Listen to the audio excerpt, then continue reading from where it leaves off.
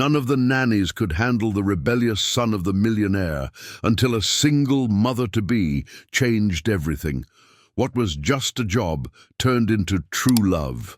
But secrets from the past threatened to destroy this new family. A story that will touch your heart. Subscribe to the channel, leave a like, and comment where you are watching from. The March morning in Brooklyn awakened with the unmistakable scent of blooming yellow daffodils in the gardens. The air carried that characteristic humidity that preceded autumn, mixing with the aroma of coffee wafting through the bakeries of the city that never sleeps. In the imposing mansion on the Upper East Side, surrounded by high walls and impeccably maintained gardens, Edward Miller contemplated once again the failure that had become routine in his life. The 12th nanny had quit the night before, leaving only a cold note on the marble kitchen table. "I can't do this anymore, sir. You need professional help for the boy." Edward crumpled the paper between his fingers, his dark brown eyes reflecting an exhaustion that went beyond physical tiredness. At 38, he had built an empire in the tech industry, being recognized as one of the most successful and feared entrepreneurs in New York. His company, Miller Tech Solutions, occupied 3 entire floors of a building on Fifth Avenue, and his calculated coldness in business was legendary in the corporate world. But there, in his navy silk robe, watching the garden through the French windows of his living room, he was nothing more than a desperate father. "Ethan!" he called, climbing the marble stairs that led to the 2nd floor of the mansion. His footsteps echoed in the silent environment, marking the rhythm of a routine that had become mechanical and empty. The 6-year-old boy was sitting on his bed, still in his pajamas, playing with building blocks, his tousled brown hair and bright green eyes, a legacy from his mother, contrasted with the serious expression on his small face. Ethan was an extraordinarily intelligent child, capable of solving complex puzzles and asking questions that left adults speechless. But there was something more behind that intelligence, a deep sadness that Edward recognized because he saw it mirrored in himself every day. "Aunt Mary left too, didn't she?" Ethan asked without looking up from his toys, his voice carrying a disturbing maturity for a child his age. Edward sighed, sitting on the edge of the bed. The mattress sank slightly under his weight, and he ran his hand through his son's hair with a tenderness he reserved only for those intimate moments. "Yes, champ, but you know it's not your fault, right?" "I know," Ethan replied, finally looking at his father. "They leave because they don't like me, just like Mum." The dagger of pain that pierced Edward's chest was physical, real. Emily hadn't chosen to leave. A car accident on a rainy night in May had taken away the woman who was the center of their lives. But how to explain that to a 4-year-old at the time? How to make a boy understand that sometimes life simply rips away the people we love the most? "Your mum didn't leave because she wanted to, Ethan. And the nannies, well, sometimes people can't understand special children like you." Ethan laughed, a sound too bitter for his age. "Special is when someone is different and no one likes them, right, Dad?" Edward felt his heart break once more. In 2 years, he had seen his son develop a defense mechanism that bordered on cruel. He tested each new caregiver to the limit, not out of malice, but because he had learned that it was better to make people leave quickly than to get attached and suffer when they inevitably abandoned him. "Look at me," Edward said, turning the boy's face toward him. "You are special because you are unique, intelligent, and brave. And I will find someone who sees that too. Promise?"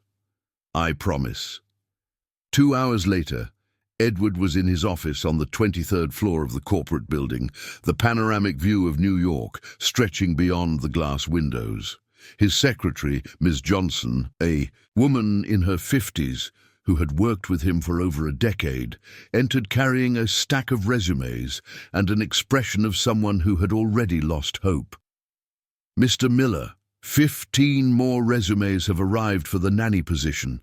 But honestly, after what happened with the others— Celia, don't start, Edward interrupted, running his hands over his face. His angular features, marked by a well-groomed beard, showed signs of stress. My son needs someone, and I need to work. Have you considered a boarding school? I know excellent schools in Vermont. My son is not going to live far from me, Edward cut in, his voice heavy with an authority that allowed no questioning. He has already lost his mother. He won't lose me too. Miss Johnson sighed, placing the papers on the mahogany table. Then let's review these. But sir, with all due respect, maybe it's time to consider that the problem isn't the nannies. Edward stared at her with cold eyes. What do you mean? The boy needs therapy, sir. He is suffering, and he is making everyone around him suffer too. It's a cry for help. The truth of Miss Johnson's words echoed in the office, like a gunshot. Edward knew she was right, but admitting it would mean acknowledging that he had failed as a father, that he hadn't been able to protect his son from the pain of loss, that his own inability to cope with Emily's death had contaminated Ethan. Schedule an appointment with Dr. Sarah, that child psychologist, he finally said, his voice quieter. And let's review these resumes. They spent the entire morning reviewing profiles, experienced women with impeccable references, but in a city that never sleeps, where the hustle and bustle of life often overshadows personal struggles, the search for the right nanny had become a daunting task for Edward Miller. The resumes they had reviewed seemed no different from the others they had tried and failed with. By the time they reached the last resume, Edward was already considering giving up and accepting Miss Johnson's suggestion about a boarding school. This one is interesting, Miss Johnson murmured, raising an eyebrow. Isabella Johnson, 29 years old, graduated in education from NYU with a specialization in special education. She worked 5 years at a special needs school and 2 years as a private tutor for children with adaptation difficulties. And what's the problem? She's 6 months pregnant. Edward stopped reading and looked at Ms. Johnson. Pregnant? Yes, sir. She was very honest during the phone interview. She said she needs financial stability for when the baby arrives, but she is willing to fully dedicate herself to the job until then and afterwards, if necessary. Edward took the resume from Miss Johnson's hands. The photo showed a woman with delicate features, light brown hair pulled back in a simple bun, and blue eyes that conveyed a serene determination. There was no ostentation in her appearance. Simple but well-kept clothes, a sincere smile that didn't try to impress, just existed. Why would a pregnant woman agree to care for the most difficult child in New York? Maybe because she understands what it means to need a chance, Miss Johnson replied softly. Edward closed his eyes for a moment, listening to the constant hum of the city below. New York never stopped, never rested, always in motion as if fleeing from something, just like he had been doing for the past 2 years. Schedule an interview for this afternoon at my house. I want Ethan to meet her. Are you sure, Doctor? A pregnant woman. Ms. Johnson, my son has already rejected 12 perfect nannies. Maybe it's time to try something different. That afternoon, as the sun began to decline over the rooftops of the Upper East Side, Edward waited in the living room. He had sent Ethan to take a shower and put on clean clothes, but he knew that the civilized appearance would last at most 15 minutes after the new candidate's arrival. The doorbell rang precisely at 3 o'clock. Edward opened the door and found Isabella Johnson standing there. She looked exactly like her photo, but there was something the image didn't capture. A serene presence that seemed to calm the environment around her. She wore a simple blue dress that discreetly but visibly accommodated her pregnancy, comfortable flat shoes, and carried only a small bag and a folder with documents. "Good afternoon, Mr. Miller. I'm Isabella Johnson." Her voice was soft, yet firm. Edward noticed she greeted him while looking directly into his eyes, without the excessive submissiveness that many candidates displayed, nor the arrogance of those who tried to impress with credentials. "Good afternoon, Miss Johnson. Please, come in."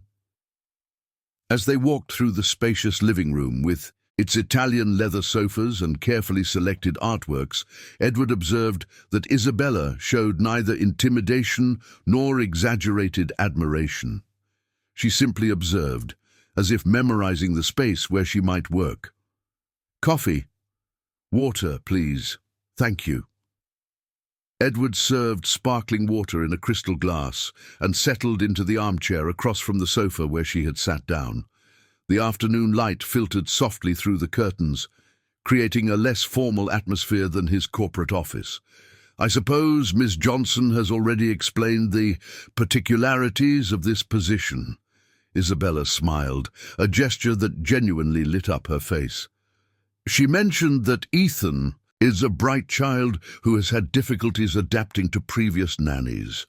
I also know he lost his mother 2 years ago." "And that doesn't scare you?"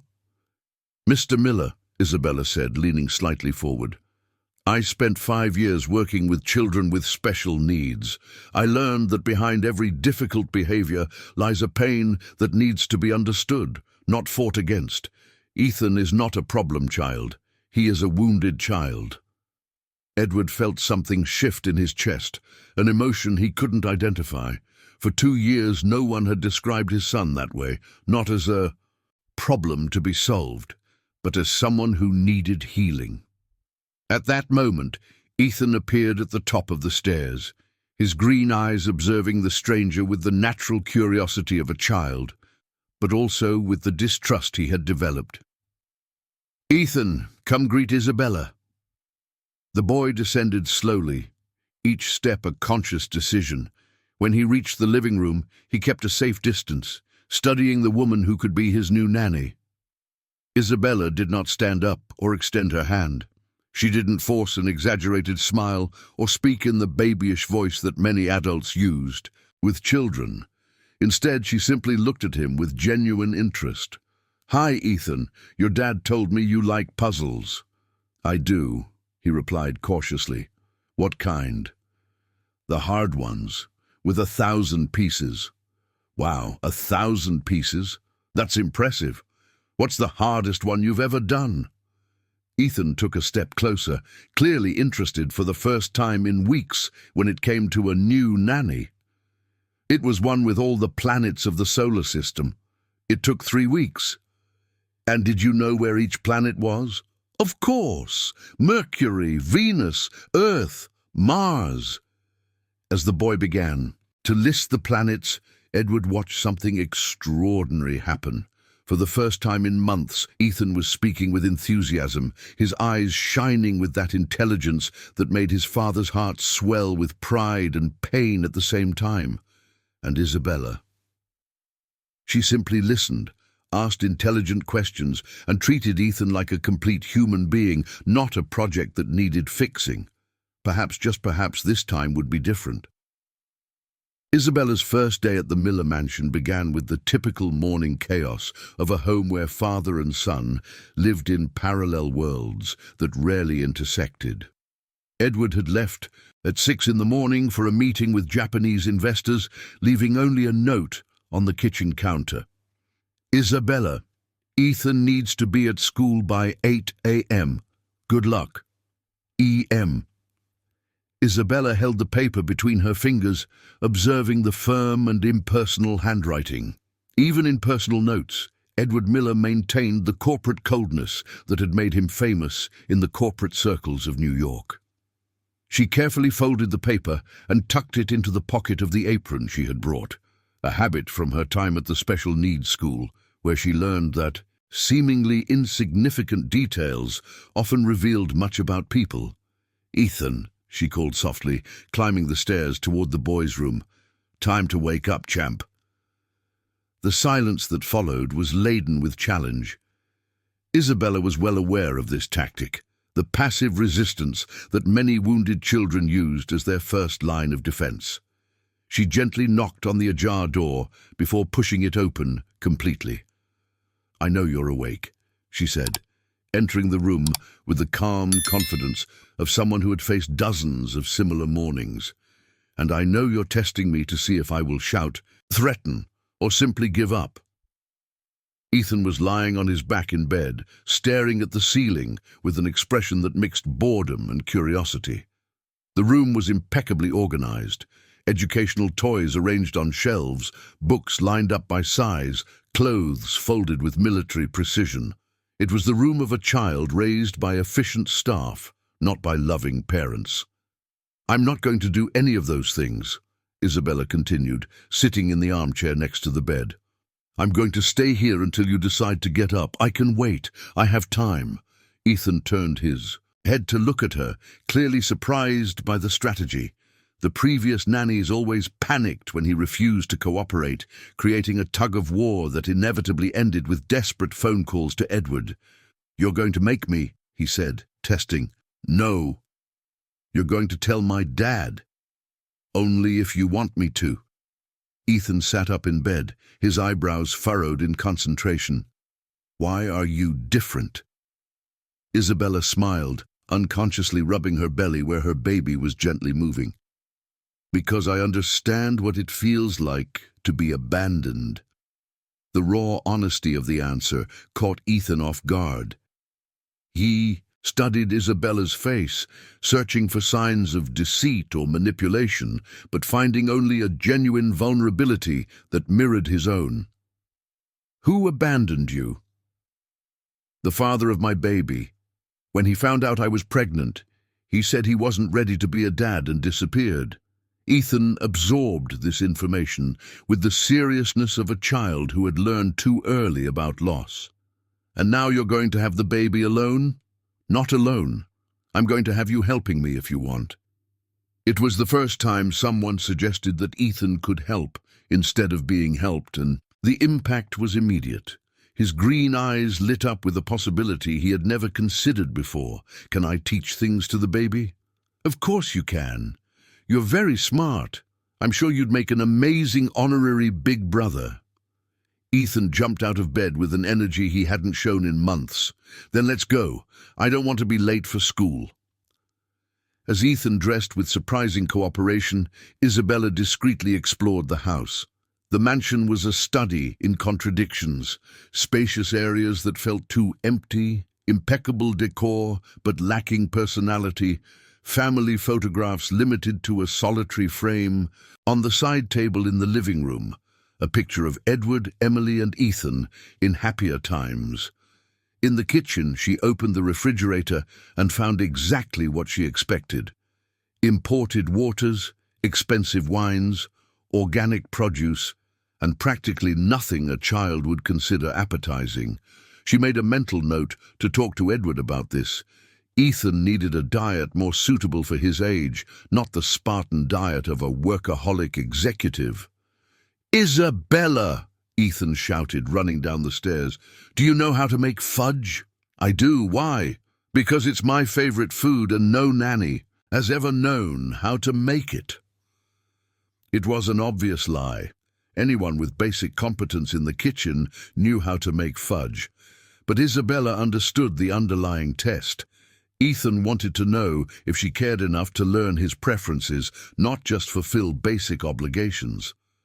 "How about we make fudge together this afternoon when you get back from school?" "Really? Really? You can show me how you like it." The ride to school was marked by a comfortable silence.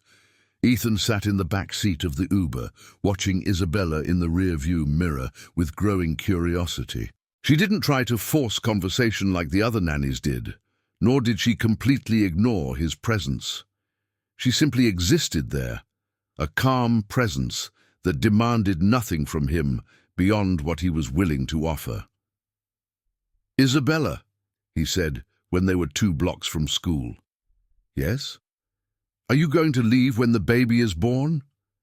The question was asked with a vulnerability disguised as casual curiosity, but Isabella heard the real fear behind the words. "I don't know what will happen in 3 months, Ethan, but I can promise one thing. If I leave, it will be because I have no choice, not because I don't like you."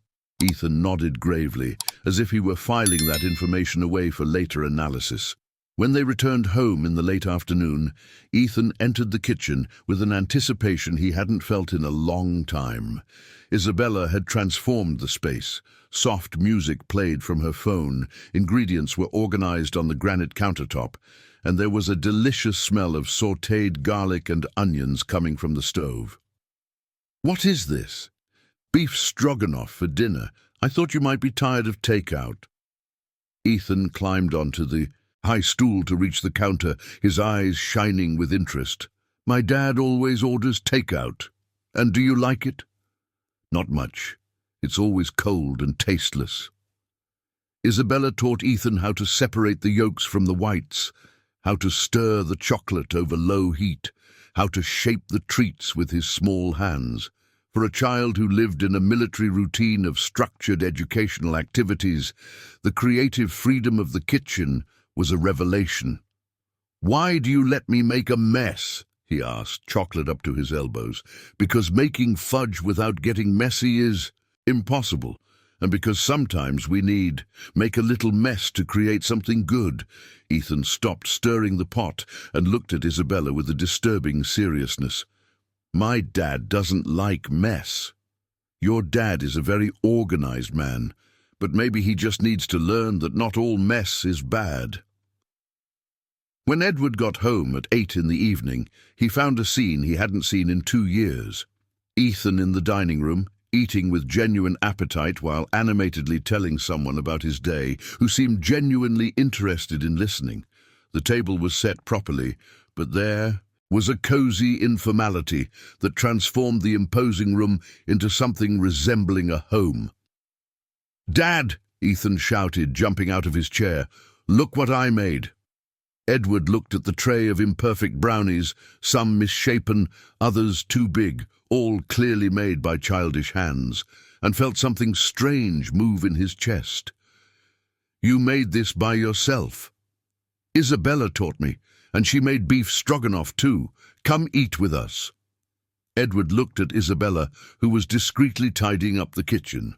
She wore an apron over her blue dress, had flour in her hair, and seemed completely at ease in her home in a way no nanny had managed before. "You must be tired," she said. "Can I heat up dinner for you?" "You don't need to worry about me." "It's not worry, Mr. Miller. It's work." Edward served himself in silence, watching Ethan devour the homemade brownies while talking about a science project at school. It was the first time in months he had heard his son speak with enthusiasm about anything other than puzzles or solitary games.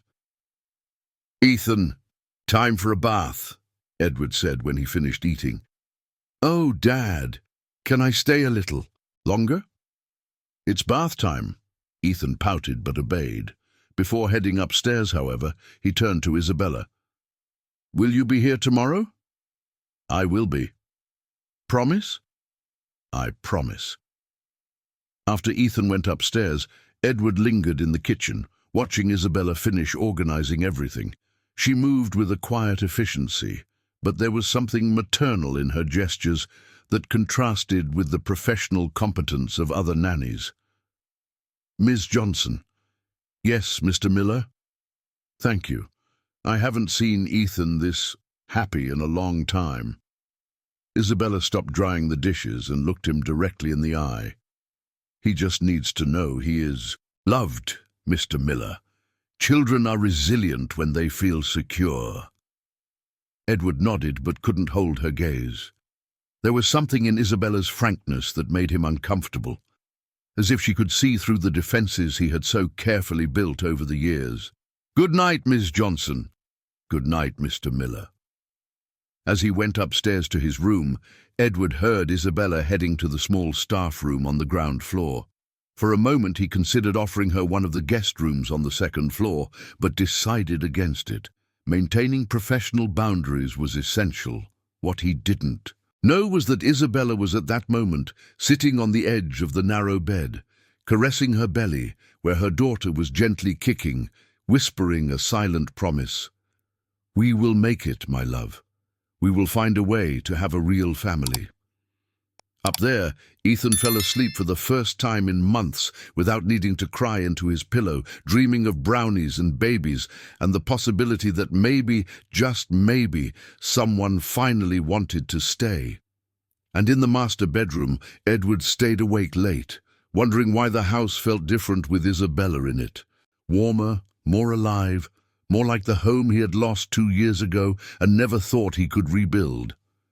The first week of May brought with it the typical autumn rains of New York, and with them a routine Edward hadn't experienced in a long time, coming home and finding life pulsing between the marble and crystal walls of his mansion. The aroma of home-cooked spices had replaced the antiseptic smell of industrial cleaning products, and the sound of Ethan's laughter echoed through the hallways with a frequency that made Edward's heart race with a mix of joy and apprehension. That Thursday, he arrived earlier than usual, escaping a budget meeting that promised to stretch into the early hours. As he entered through the front door, he was greeted by a melody he hadn't heard in 2 years. Someone was playing the piano in the living room. Edward followed the sound like a man in a trance. Standing at the entrance of the room, he observed a scene that looked like it came from a perfect family photograph. Isabella sitting at the grand piano that Emily had loved, her fingers gliding over the keys with surprising delicacy, while Ethan was bent over the coffee table, focused on a 500-piece puzzle depicting St. Benedict's Monastery. The music was soft, melancholic, but there was hope in its notes, a slow version of Chega de Saudade that transformed the bossa nova classic into something almost sacred. Isabella played from memory, her eyes closed, lost in the melody, while her 7-month belly gently curved over the keyboard. "Dad!" Ethan noticed him first, but his exclamation was whispered so as not to interrupt the music. "Isabella plays piano just like Mum." Edward felt the air escape from his lungs. He had locked the piano, the day of Emily's funeral, unable to bear the silence of the keys that once danced under his wife's fingers. Now, seeing it come to life again awakened a pain as intense as it was unexpected. Isabella opened her eyes and stopped playing immediately upon noticing Edward at the entrance. "I'm sorry, Mr. Miller. I didn't know you had arrived. I shouldn't have—" "No," Edward said, his voice rougher than he intended. "Please continue." "Are you sure? I know the piano must have sentimental value." Edward approached slowly, like someone approaching a wounded animal. He ran his fingers over the polished surface of the instrument, remembering the nights when Emily played to lull Ethan to sleep, the mornings on lazy Sundays when she would invent melodies, while Edward read the newspaper on the sofa. "My wife used to play," he said more to himself than to Isabella. "It was the only thing that calmed Ethan when he was a baby." Isabella watched him with a keen sensitivity that came from years of working with families in crisis. There was a raw vulnerability in Edward's expression that contrasted dramatically with the business-like mask he wore as armor. She must have been a very special woman. She was. Edward sat on the sofa watching Ethan turn his attention to the puzzle. "You play very well. Where did you learn?" Isabella hesitated for a moment, debating how much of her personal history to share. "My mom taught me. She was a music teacher before she got married. She used to say that music was the universal language of the heart." "Is your mom still alive?" "She passed away when I was 16, breast cancer." The simplicity with which Isabella declared her own loss made Edward realize something he hadn't noticed before. She wasn't there just as an employee.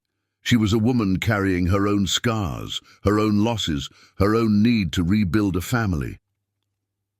"Isabella," said Ethan, lifting his eyes from the puzzle, "can you play that song you sang to the baby yesterday?" Edward furrowed his brow. What song? Isabella blushed slightly. Sometimes I talk to her, she said, stroking her belly, and I sing to her to calm her down when she's very restless. Can you play it? Edward asked, surprising himself with his own request. Isabella returned to the piano and began a gentle version of Moonlight by Mesa. Her voice joined the keys in an intimate harmony that transformed the imposing room into a cozy refuge. Ethan abandoned the puzzle and approached the piano, watching Isabella's fingers dance over the keys. Can my dad sing along? Ethan asked innocently. He used to sing to me when I was little. Edward laughed, a sound that had become far too rare in that house. I don't know if Isabella wants to subject her ears to my voice, champ. I would love to hear, Isabella said, with a sincerity that disarmed any resistance. And so, on that rainy May afternoon, Edward found himself singing for the first time in 2 years, his deep voice blending with Isabella's in an improvised harmony, while Ethan clapped delightedly. For 15 precious minutes, they seemed like a real family. The magic was interrupted by the ringing of the phone. Edward answered reluctantly, his expression changing immediately when he recognized the voice on the other end of the line. Edward, it's Aunt Mary. Mary Duarte, Emily's mother, always called at the most inconvenient times. Edward gestured for Isabella and Ethan to continue while he walked to his private office. Hi, Mary. How are you? I need to talk to you. It's about Ethan. The tone of his ex-mother-in-law made Edward sit up straight in his chair. Mary had been a caring mother-in-law during his marriage to Emily, but since the death of their daughter, she had become increasingly critical of how Edward was raising his grandson. What happened? I heard you hired another nanny, a pregnant woman. Edward sighed. Mary had a network of information that rivaled any corporate intelligence service. Who told you that? That doesn't matter. What matters is that my grandson is being cared for by a stranger in an interesting condition. Isabella is a qualified professional with excellent references. Edward, you work 16 hours a day. That boy hardly has a father. And now he's being raised by a woman we don't even know if she's married, if the baby's father is present, what kind of life she leads. Mary, Ethan is happy for the first time in months. Ethan needs stability, not another transient figure in his life. What if this woman decides she can't take care of him when the baby is born? What if she brings problems into your home? Edward looked out the office window, watching the rain run down the glass. Down below, he could hear Ethan laughing as Isabella taught him to play a simple melody on the piano. Mary, I understand your concern, but... Edward, I was thinking, maybe it's time to consider other options. What kind of options? I have a new apartment in the Upper West Side. Ethan could come live with me. I could take care of him properly, give him the family stability he needs. You could visit him on weekends. No. The answer was immediate and definitive. Ethan stays with me. Edward, be reasonable. You can hardly find time to have dinner with the boy. I'm his grandmother. I have rights. You have the right to visit him whenever you want, Mary. But Ethan is my son and he stays in my house. We'll see, said Mary, and there was a coldness in her voice that made Edward shiver. Let's see if you are really offering the best for my grandson. The call ended abruptly, leaving Edward with a sense of apprehension he couldn't define. Mary never made empty threats, and her insistence on having rights suggested she was considering more drastic measures. When he returned to the room, he found Ethan and Isabella cleaning up the remnants of an improvised snack.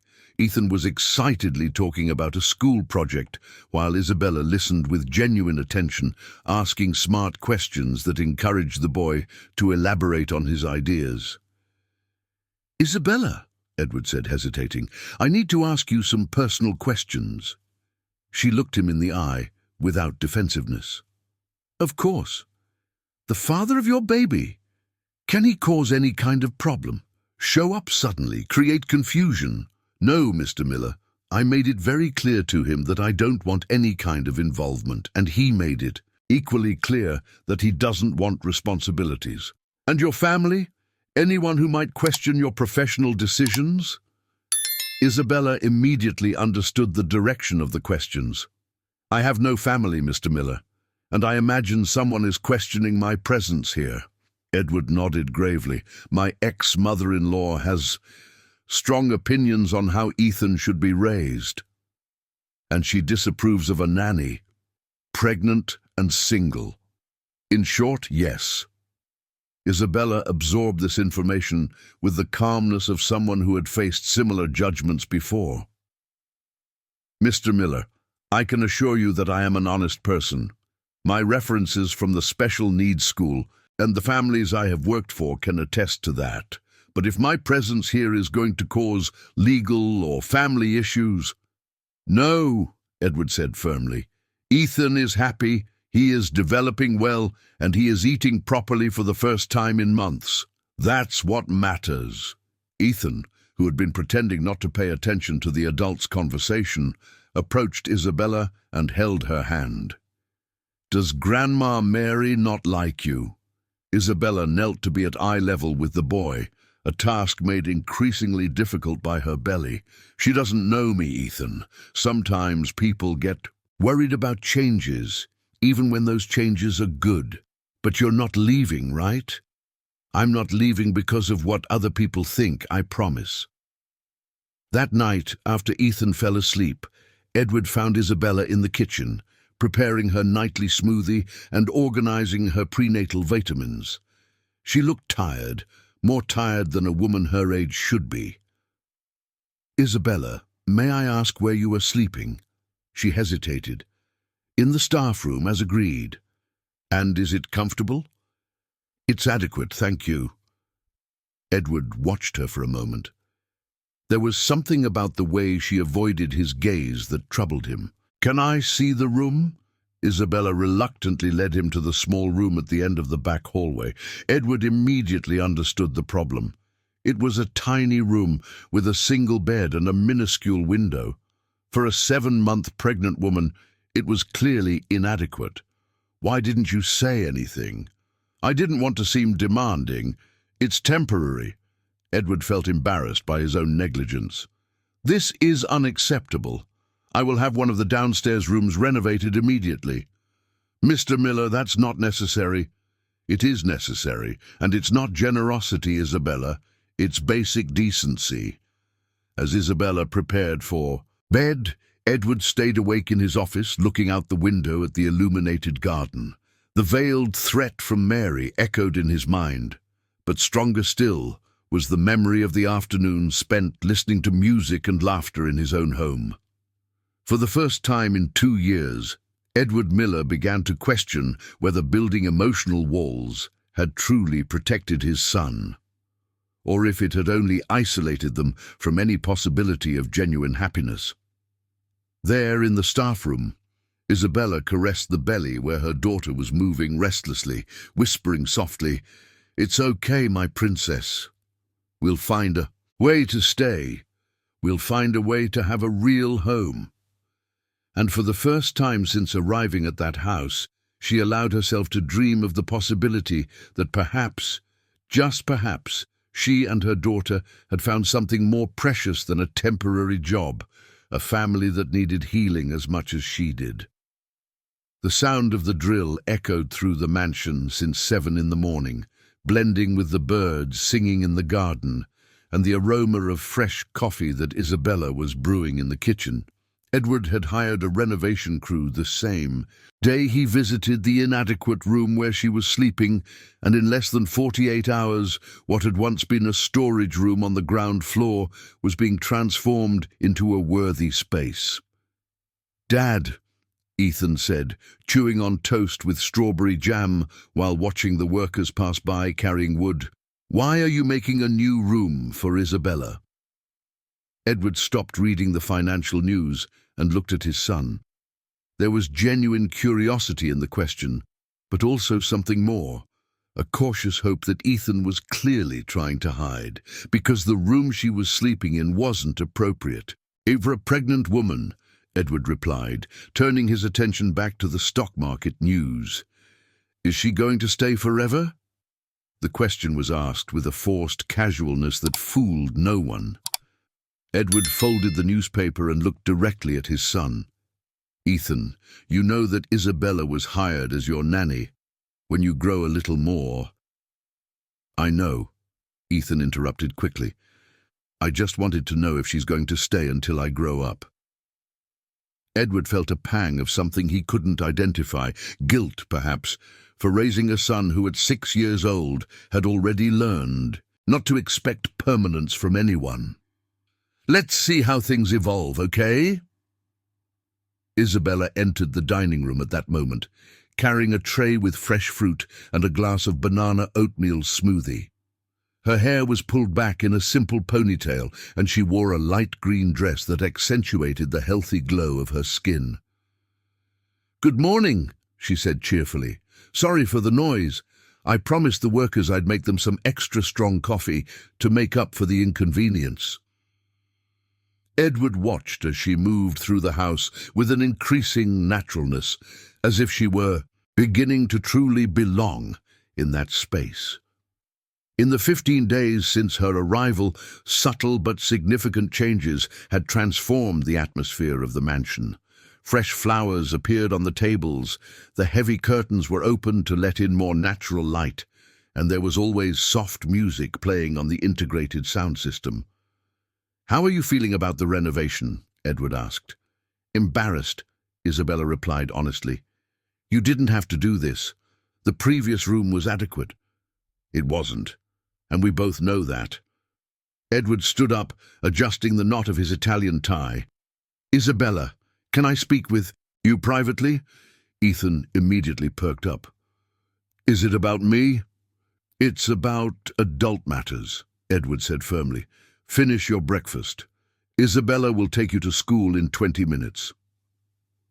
In the private office, Edward closed the door and gestured for Isabella to sit in the leather armchair in front of his desk. The morning light streamed through the wide windows, creating a less intimidating atmosphere than their previous meetings. "Isabella, I need to tell you about a situation that could become complicated." She settled into the chair, her hands instinctively resting on her belly. "About your ex-mother-in-law." Edward raised his eyebrows. "How did you?" "Ethan mentioned that Grandma Mary wasn't happy with changes in the house, and last night, when you asked about my family and background, it was quite obvious that someone was questioning my suitability for this job." Isabella's insight shouldn't surprise him anymore, but it still did. "Mary is considering seeking custody of Ethan." Isabella absorbed this information in silence for a few seconds. "And she believes my presence here jeopardizes your case?" "A single pregnant nanny doesn't fit her vision of the ideal family environment for a child." "I understand." Isabella took a deep breath. "Mr. Miller, if my presence here poses a legal risk—" "Stop," Edward interrupted. "I'm not considering letting you go. I'm just warning you about the situation so you won't be caught off guard if Mary shows up here or if there is any kind of formal investigation." "Investigation?" Edward stood up and walked to the window, watching the workers tending to the garden. "In custody disputes, it's common for social workers to make visits to assess the home environment. They will want to know about your education, your background, your personal situation. And they'll find out that I'm a single woman, pregnant, who was abandoned by the baby's father," Isabella said calmly. "Not exactly the profile of stability they are looking for." Edward turned to face her. "You have a college degree, proven experience with children, excellent references. But I also have a baby coming in 2 months and no family support." Isabella stood up with some difficulty. "Mr. Miller, maybe it's better if I find another position." "No." The firmness of the response surprised them both. Edward stepped closer, his brown eyes meeting Isabella's blue ones with an intensity she had never seen before. Ethan is happy for the first time in 2 years. He's eating well, sleeping well, showing interest in activities. I'm not going to let anyone destroy that. Even if it means risking losing custody of him? Edward hesitated for just a moment before answering. Mary is not taking my son, and you are not leaving because of her threats. Isabella studied his expression, searching for signs of doubt or hesitation. How can you be so sure? Because I have the best lawyers in New York, unlimited resources, and for the first time in a long time, a home where my son wants to be. That afternoon, when Ethan returned from school, he found Isabella supervising the final touches of the renovation. The new room was bright and cozy, with a comfortable queen-sized bed, a nursing chair, a light wood crib, and a large window overlooking the garden. "Wow!" Ethan exclaimed, running around the room. "It's so beautiful, and there's a crib for the baby." "There is," Isabella said, lovingly caressing the furniture. "Your dad was very kind to arrange all of this." "Can I help decorate?" Isabella smiled. "Of course you can. What kind of decoration do you think a baby would like?" Ethan considered the question with all the seriousness of his analytical personality. "Light colors, because babies don't see well at first, and music, because you always sing to her, and books, because babies need to learn things. Those are excellent ideas. Can we go shopping this weekend?" "Really? You, me, and Dad?" The excitement in Ethan's voice made Isabella's heart tighten. She was about to clarify that it would just be the two of them when Edward appeared at the door of the room. "How does it look?" he asked, observing the transformed space. "Beautiful," Isabella replied sincerely. "Thank you so much. You didn't have to do all of this." Edward watched Ethan exploring the room with enthusiasm, gently touching the crib, imagining what it would be like to have a baby in the house. "I did need to. And Ethan, I heard you talking about decoration. Isabella said we can go shopping this weekend. Can I pick out some things for the baby?" Edward looked at Isabella, who discreetly gestured that he didn't need to commit. But there was something in his son's genuine excitement that struck a sensitive chord in his heart. "Why not? We can have lunch out too. It's been a while since we've done a family outing." The words came out before Edward could censor them, and the impact was immediate. Ethan smiled with a joy that lit up his entire face, while Isabella looked at him with an expression of surprise and something that seemed dangerously close to tenderness. "Family outing," Ethan repeated, testing the words. "I like that." That night, after Ethan fell asleep in his new routine of bath story and piano music, Edward found Isabella organizing her few belongings in the new room. She had brought very little when she arrived. 2 small suitcases with clothes, a few books, and a framed photo of a woman who was clearly her mother. "Are you comfortable?" he asked from the door. "Very. Thank you again." Edward entered the room, observing how Isabella's few personal items already made the space feel inhabited and welcoming. "Isabella, about what I said this morning, about Mary not taking Ethan. You were being protective. It's natural." "It wasn't just that." Edward moved closer to the window, looking out at the illuminated garden. "You have turned this house back into a home. Ethan has turned back into a normal boy. I'm not going to let anyone destroy that." Isabella stopped folding clothes and watched him. There was a vulnerability in his posture that contrasted with the image of the relentless businessman he projected to the world. "Mr. Miller." "Edward," he said softly. "When we're not in front of Ethan, you can call me Edward." "Edward," she repeated, testing the name. "Can I ask you a personal question?" "Of course. Why did you really hire me, with so many more conventional candidates available?"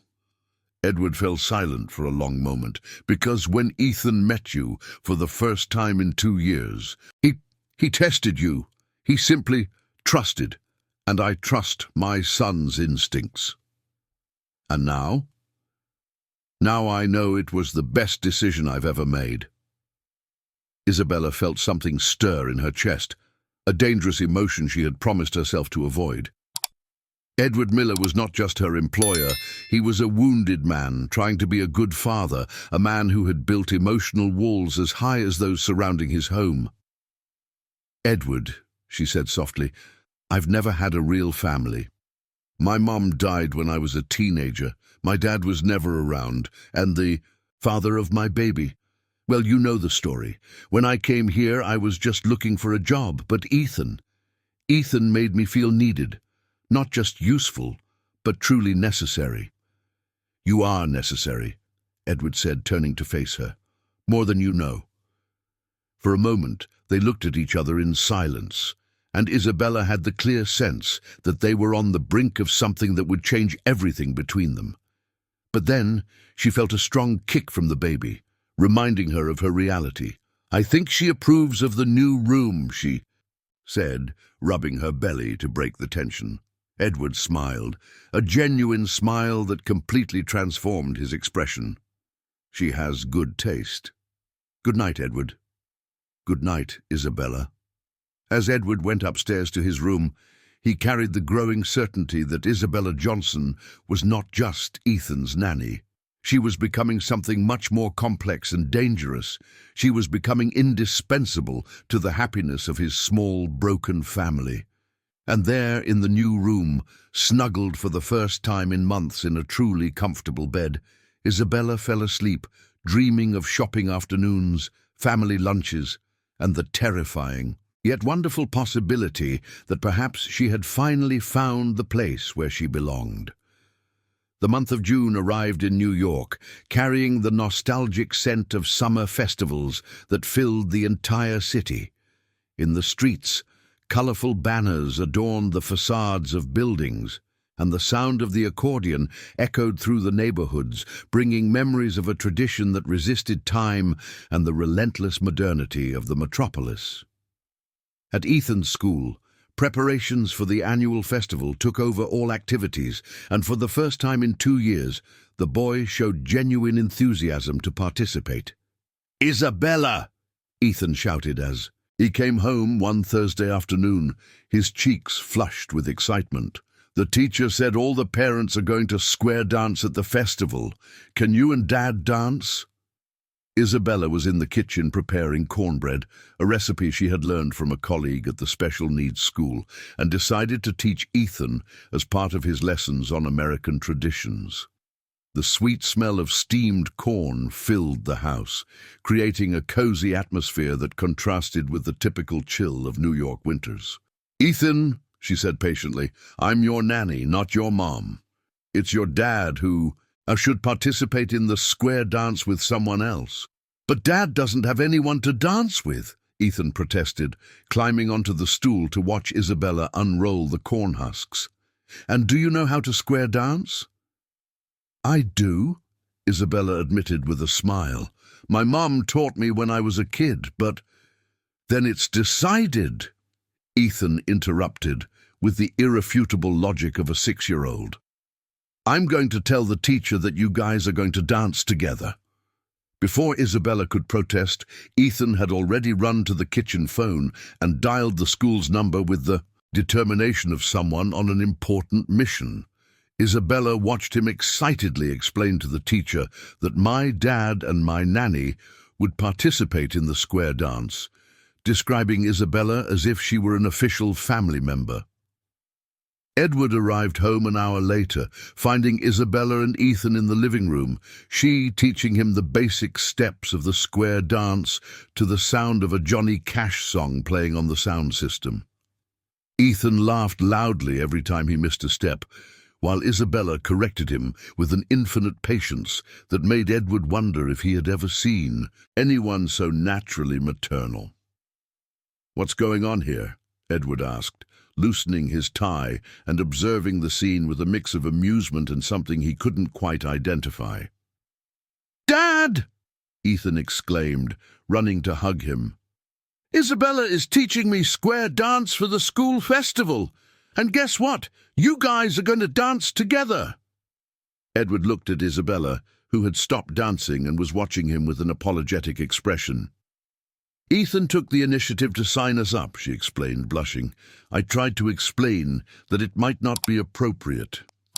"Why wouldn't it be appropriate?" Edward asked, genuinely curious. Isabella gestured vaguely to her belly, now almost 8 months along.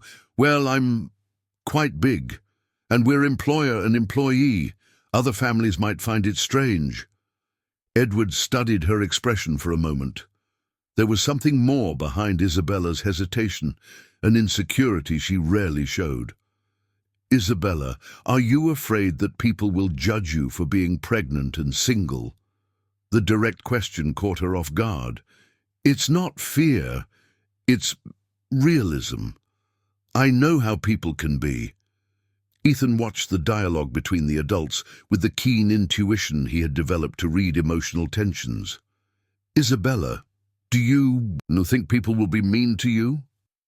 "Some people might not understand our situation, Ethan." Edward stepped closer, his dark eyes meeting Isabella's blue ones with an intensity that made her feel exposed. "And what situation is that exactly?" "You know, a pregnant nanny, a single employer, a child who lost his mother. To outside observers it might seem—" "Might seem what?" Edward pressed gently. Isabella took a deep breath. "It might seem like I'm trying to take advantage of the situation, trying to insert myself into a family that isn't mine." The silence that followed was heavy with tension. Ethan looked from one to the other, clearly sensing that the conversation had taken a deeper turn. He understood. "And how are you?" Edward finally asked. "Trying to fit in?" Isabella looked him straight in the eye, her voice steady despite the vulnerability in her eyes. "I'm trying to do the best job possible taking care of Ethan. If that means participating in school activities that make him happy, then yes, I'm willing to deal with judgments." Edward nodded slowly. "Then let's square dance." "Dad, can you dance?" Ethan asked, clearly relieved that the tension had dissipated. Edward laughed. "Aye." Sound that still felt surprisingly natural in his own voice. "Believe it or not, champ, your dad was young once, and your mum taught me a few steps." The following Saturday, the schoolyard was decorated with colourful bunting, paper balloons, and an improvised stage where the square dance band was warming up their instruments. The aroma of caramel popcorn, roasted chestnuts, and hot apple cider filled the air, mingling with the laughter of children dressed as cowboys and the nervousness of parents preparing for the square dance performance. Isabella had chosen a simple yet beautiful yellow dress that accommodated her belly and made her look radiant under the colourful festival lights. Her hair was loose, naturally wavy, and she wore only a subtle lipstick that highlighted her nervous smile. Edward, dressed in a blue plaid shirt and jeans, a sophisticated version of the traditional cowboy costume, watched Isabella receive greetings from other parents and teachers. He noticed how she answered questions about her situation with simple honesty, neither apologizing for being pregnant or single, nor offering unnecessary details. "She's beautiful," commented Paula, the mother of one of Ethan's classmates, approaching Edward. "And Ethan won't stop talking about her. It seems you found a very special nanny." "We did," Edward agreed, watching Isabella help Ethan adjust his straw hat. "And when's the wedding?" Paula asked casually. Edward stared at her in surprise. "Excuse me?" "Your wedding, with the baby coming soon." The realization that Paula had automatically assumed he and Isabella were a couple expecting a child was like a shock.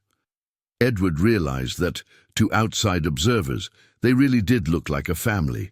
A father, a pregnant stepmother, and a happy child. "We're not Isabella is Ethan's nanny, Edward explained, feeling strangely uncomfortable making the correction. Paula's face flushed with embarrassment. Oh, I'm sorry, I thought you looked so natural together. Before Edward could respond, the music started, and the participants of the square dance were called to the center of the yard. Edward found Isabella among the couples, extended his hand to her, and for the first time since Emily had died, allowed himself to be just a man dancing with a beautiful woman at a community party. The traditional square dance unfolded with the typical joy and confusion of the event. Edward and Isabella moved well together, she gracefully compensating for her belly, he surprisingly agile for someone who spent most of his time in corporate meetings.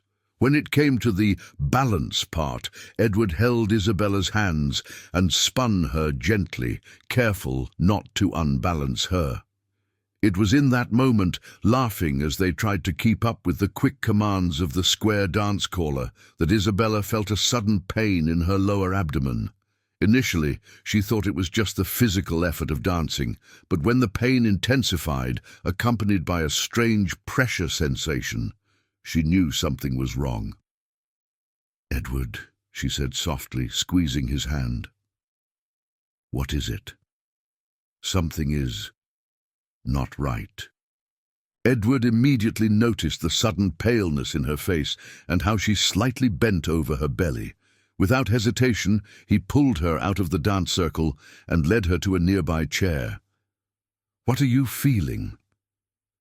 "Contractions," Isabella whispered, trying to control her breathing. "But it's too early. There are still 7 weeks to go." "Ethan!" Edward called, locating his son among the other children. "Come here, quick!" Ethan ran to them, immediately sensing that something was wrong. "Isabella, are you okay?" "I'm fine, sweetheart," she said, forcing a smile despite the growing pain. "I just need to rest a bit." Edward was already dialing on his phone. "I'm calling an ambulance." "Edward, no," Isabella protested weakly. "It could be a false alarm. No need to make a fuss." A new contraction, more intense than the last, cut off her sentence. Edward saw the real fear in Isabella's eyes and made a decision. "Paula!" he called to the mother he had spoken with minutes earlier. "Can you stay with Ethan for a few hours?" "Of course! What happened?" "Isabella needs to go to the hospital. Ethan, you're going to stay with Paula and her son, okay? I'll take care of Isabella." Ethan nodded gravely, but Edward could see the fear in his green eyes. The boy approached Isabella and gently held her hand. "Will the baby be okay?" he asked. Isabella caressed the boy's face, fighting back the tears that threatened to fall. "Yes, my dear, and I will be okay too." "Promise you'll come back?" "I promise." Edward carried Isabella to his car, ignoring the curious looks from the other parents. As he drove toward New York General Hospital, the streets of New York blurred by the speed and the rain that had begun to fall. He held Isabella's hand with one of his, offering the only comfort he could. "Edward," she said between contractions, "if something happens to me, nothing is going to happen. But if it does, take care of her. Please, don't let her go into adoption." Edward squeezed her hand tighter. "Isabella, you and your daughter are going to be okay. I promise." "How can you promise that?" Edward looked at her through the rearview mirror, his dark eyes filled with fierce determination. "Because I'm not going to let you two get hurt. I'm not going to lose." He stopped, realizing what he was about to say. "Lose what?" Isabella whispered. "I'm not going to lose you two," he finally admitted, the words carrying a truth that surprised him. As they arrived at the hospital, under the neon lights and the urgent movement of the medical staff, Edward Miller realized that at some point in the last few months, Isabella and her unborn daughter had ceased to be temporary employees and had become something much more dangerous and precious. They had become his family. And now, watching her being taken on a stretcher to the emergency room, he finally understood that He was in love with the woman who had brought life back into his home, and that the possibility of losing her was more terrifying than any business meeting or legal threat he had ever faced. The maternity waiting room at New York General Hospital was a universe apart, where time seemed suspended between anxiety and hope. Edward paced back and forth on the polished marble floor, his footsteps echoing in the silent environment illuminated by the cold light of the hospital corridors. It was 3 in the morning, and the rain continued to beat against the large windows with a persistence that mirrored the turmoil in his chest. Isabella had been in labor for 6 hours, struggling to prevent their daughter from being born prematurely. The doctors had managed to delay the labor with medication, but the situation remained critical. Edward had called Sarah 3 times to check on how Ethan was doing, inventing vague excuses about minor complications to avoid alarming his son. "Mr. Miller?" A female voice interrupted his torturous thoughts. Edward turned to find a doctor in her 40s, with grey hair pulled back in a practical bun and tired but kind eyes. Dr. Patricia Johnson, according to the identification on her white coat. "How is she?" Edward asked immediately. "We have managed to stabilize the situation for now. The contractions have significantly decreased, and the baby's vital signs are stable. But Isabella needs to remain on complete bed rest for the remainder of the pregnancy." Edward felt relief flood his body like a warm wave. "Can she have visitors?" "Family can visit her briefly. But, sir, I need to tell you, Isabella is very emotionally fragile. She has asked several times about a boy named Ethan, if he is okay, if someone is taking care of him. Ethan is my son. Isabella is... She takes care of him." Dr. Patricia studied him with a perceptive look that came from years of dealing with complex family dynamics. "I understand. Mr. Miller, may I ask you a personal question?" Edward nodded, nervous about the direction the conversation was taking. "Isabella has no family listed as an emergency contact, no partner. You were the only person she wanted to be contacted. That is unusual for a purely professional relationship." Edward realized that from a medical standpoint, his presence there did seem strange. "Doctor, Isabella has been working for me for 4 months. She has become important to our family. And does she know that?" The question caught him off guard. "What do you mean?" "Mr. Miller, in medical crisis situations, people often reveal their true feelings. Isabella spent the entire night worrying about Ethan, asking if you were okay, if she would need to find another nanny for the boy. A regular employee wouldn't have that level of emotional involvement." Edward absorbed those words in silence. "Can I see her?" "Room 312, but be brief. She needs to rest." The private room was bathed in the soft light of the bedside lamps, creating a more welcoming environment than the rest of the hospital. Isabella was lying on the adjustable bed, connected to monitors that displayed her and the baby's heart rates in reassuring digital graphs. Her hair was spread out over the white pillow, and she looked smaller, more fragile than Edward had ever seen her. "Edward?" she murmured upon seeing him enter. "Hi," he said softly, approaching the bed. "How are you feeling?" "Like I've been hit by a bus," she admitted with a weak smile. "But the doctor said the baby is fine. It was just a scare." Edward sat in the chair beside the bed, watching the numbers on the monitors as if he could decipher them through sheer will. "Isabella, you gave me a terrible scare." "I'm sorry. I didn't mean to cause trouble." "Stop," Edward interrupted firmly. "You didn't cause trouble. You had a medical emergency, and I did what any decent person would do."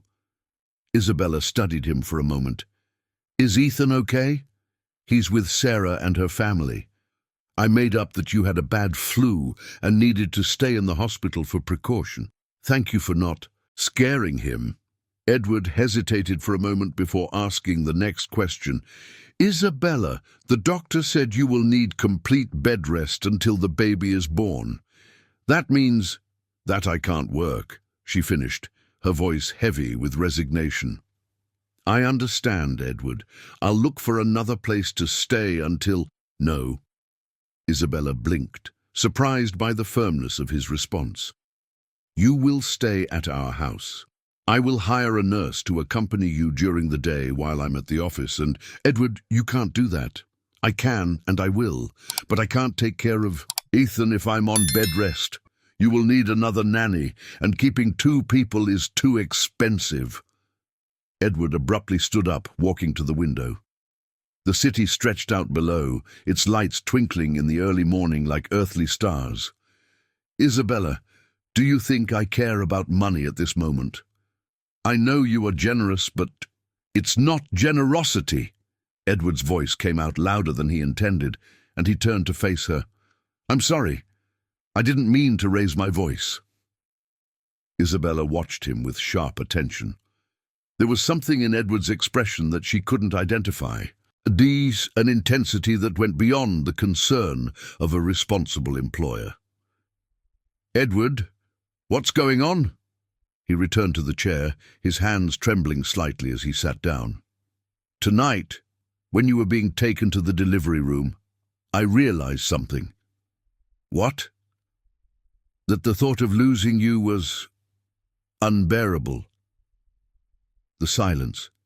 What followed was laden with tension and unspoken possibilities. Isabella felt her heart race, and the monitors beside the bed reflected the change in quicker beeps. Edward, I know it's complicated, he continued, the words tumbling out in a rush as if he were afraid of losing his courage. I know you work for me, that you're pregnant, that you have your own worries, but I need you to know. Edward, stop. He looked at her, clearly struggling with emotions he wasn't used to expressing. We both know this can't happen, Isabella said softly. You're my boss. I'm a temporary employee. You're still grieving for your wife. Emily died 2 years ago, Edward said calmly. And you're not a temporary employee. At least, not to me. What am I then? Edward looked her directly in the eyes. You're the woman who brought my son back to life, who turned my house into a home again, who made me remember what it feels like. He paused, unable to complete the sentence. What does it feel like? Isabella whispered. To feel that it's worth coming home. Isabella closed her eyes, fighting against tears that threatened to fall. Edward, you're confusing gratitude with something else. I'm not. You are. You're grateful because Ethan is happy, because the house is running well. Isabella, look at me. She opened her eyes reluctantly. When was the last time you fell in love? Edward asked. The question caught her completely off guard. What does that have to do with— Answer. With Rodrigo, the father of the baby, 2 years ago. And how did you know you were in love? Isabella hesitated, seeing where the conversation was heading. I thought about him all the time, wanted to be near him. I cared about his opinion of me. Edward nodded. And when was the last time I thought of anything other than work? I don't know. In the last 4 months, since you arrived. I wake up thinking if you and the baby will sleep well. I spend the day wondering what Ethan and you are doing. I come home eager to hear about your day. Isabella felt something break inside her chest, a barrier she had carefully built to protect herself from exactly this situation. Edward, this is dangerous for both of us. I know. Ethan needs stability, not emotional confusion. I know. And I'm pregnant by another man. I know that too. Then why? Because I fell in love with you, Edward said simply. And I fell in love with the idea that your daughter could be my daughter too. And I fell in love with the family we became without realizing it. Isabella began to cry, silent tears streaming down her cheeks as she absorbed the words she had simultaneously longed for and feared to hear. Edward, I can't. You don't have to decide anything now, he said, standing up. I just needed you to know. When you leave here, you have a home with me and Ethan for as long as you want, not as an employee, but as family. And if it doesn't work out, and if it does. Edward leaned down and gently kissed Isabella's forehead. Rest now. I'll pick up Ethan tomorrow morning to visit you. Edward, she called as he reached the door. Yes? Thank you for staying, for taking care of me. Thank you, he replied, for teaching us how to be a family again. As Edward left the hospital on the chilly June morning, driving through the deserted streets of New York, he carried the certainty that he had crossed a line from which there was no return. He had admitted feelings that changed everything between them, creating wonderful and terrifying possibilities at the same time. And there, in room 312, Isabella stayed awake until dawn, one hand caressing the belly where her daughter moved gently, the other touching her forehead where she could still feel the warmth of Edward's kiss, wondering if it was possible that, after so long searching for a place to belong, she had finally found not just a home, but a true love that included not just her, but also the child she carried.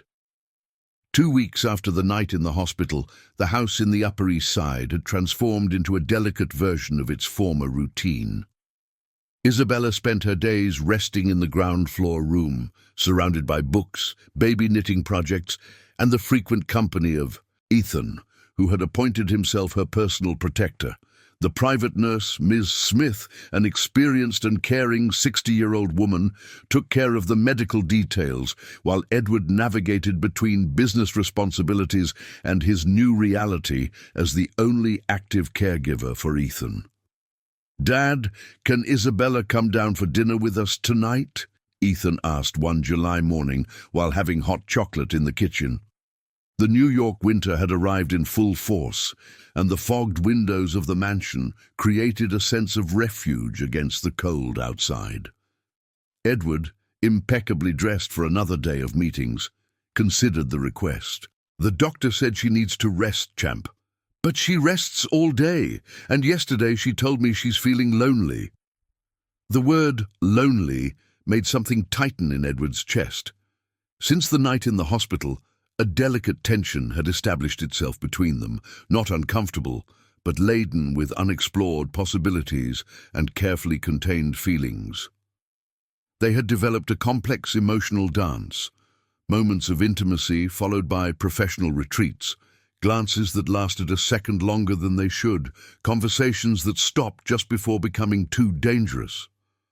"All right," Edward conceded, "but only if Ms. Smith says she can." Ethan smiled triumphantly and ran to Isabella's room to share the good news, his footsteps echoing through the marble corridors with the contagious joy of a child who had found a cause to champion. Edward finished his coffee in silence, watching through the window as the garden was covered by a light drizzle. The winter mornings in New York had a distinctive chill. There was something unsettling in the air that day, a feeling that changes were coming, whether he wanted them or not. His business intuition, honed by years of complex negotiations, rarely failed him. And now it whispered warnings he couldn't fully interpret. The phone rang at 10 in the morning, interrupting a strategic planning meeting on the 23rd floor of his building on Fifth Avenue. Ms. Johnson entered the office with a worried expression that immediately put Edward on alert. "Dr. Edward, it's Ms. Mary. She says it's urgent." Edward dismissed the executives presenting quarterly projections and answered the call, his stomach already tightening with apprehension. "Mary, Edward, I need to see you today. It's about Ethan." The voice of his ex-mother-in-law carried a cold formality she reserved for official occasions, a tone Edward had learned to fear during his 2 years of marriage to Emily. "What happened?" "I prefer to discuss it in person. Can you meet me at my lawyer's office at 2 o'clock? "Mary, if it's about Ethan, we can talk." Dr. Robert Miller, Maple Street, 1811, 2 o'clock sharp. The call ended before Edward could respond, leaving him with an increasing certainty that the veiled threat Mary had made months ago was finally materializing. Dr. Robert Miller was exactly the type of lawyer Edward expected Mary to hire, a man in his 50s with perfectly styled grey hair, an expensive suit, and an intimidating aura of competence that filled his elegant office in the Upper West Side.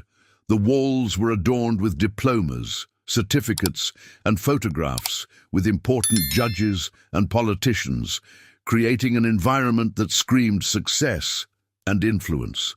Mary was seated in a leather armchair, dressed in a navy blue suit that made her appear even more rigid than usual. Her eyes, so similar to Emily's, observed Edward with a calculated coldness as he settled into the chair indicated by the lawyer. "Edward," began Dr. Miller, opening a thick folder on the mahogany table, "Miss Mary approached me because she is concerned about her grandson's well-being." "Ethan is doing very well," Edward said defensively. "He has never been happier." "Under the care of a pregnant and single nanny," interjected Mary. "A woman who is now permanently residing in your home on medical leave, unable to perform her professional duties." Edward felt the trap closing around him. "Isabella had complications during her pregnancy. Any responsible employer would ensure she received proper care." "Any employer," Dr. Miller repeated, "would not pay for private medical treatment, room renovations, a private nurse, and full salary maintenance for an employee unable to work, unless there were other interests involved." The implied accusation hung in the air like toxic smoke. Edward forced himself to keep his voice steady. "What other interests?"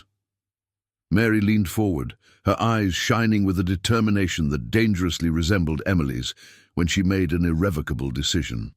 "Edward, you're becoming emotionally involved with an employee, a vulnerable pregnant woman who is clearly taking advantage of your loneliness and Ethan's need for a mother figure." "That's ridiculous." "Is it?" Dr. Miller opened the folder and pulled out a series of photographs. "These are of you two square dancing at Ethan's school. You look very intimate for an employer and employee." Edward looked at the images, taken by some parent during the school festival. In all of them, he and Isabella truly appeared as a couple, smiling, comfortable with each other, naturally synchronized in their dance movements. "And this," continued the lawyer, showing a photo from the hospital, "is of you two arriving at the maternity ward, you carrying her in your arms, clearly in a panic. Again, not exactly the behavior of a professional employer." Edward understood that he had been investigated, photographed, analyzed like an insect under a microscope. "Who took these photos?" "That doesn't matter," said Mary coldly. "What matters is that you are exposing my grandson to an unstable and inappropriate situation. Isabella loves Ethan.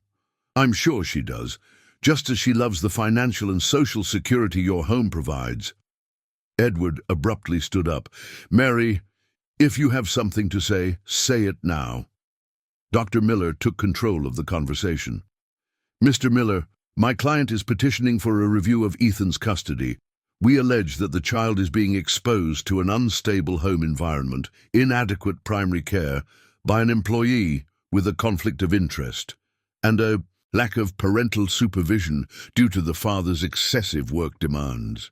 "You can't do this." "We can and we will," said Mary, standing up as well. "Edward, you have 48 hours to make a decision. Either you dismiss this woman and seek proper professional care for Ethan, or we face this in court." "And if I choose court?" Dr. Miller smiled, a gesture that didn't reach his eyes.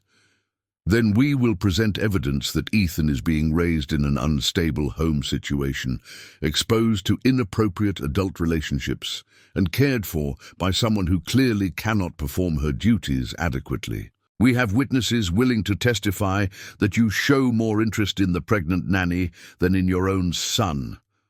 "What witnesses?" school staff, parents of other students, domestic employees in the neighborhood. People concerned about the well-being of a child who lost his mother and is now being exposed to more emotional instability. Edward felt the world spinning around him. In a matter of minutes, his life had become a legal battleground where his feelings for Isabella were being used as weapons against him.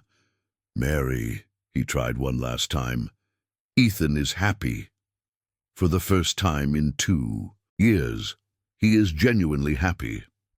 Happy because he is getting attached to a woman who will leave as soon as the baby is born, and she finds something better," Mary replied.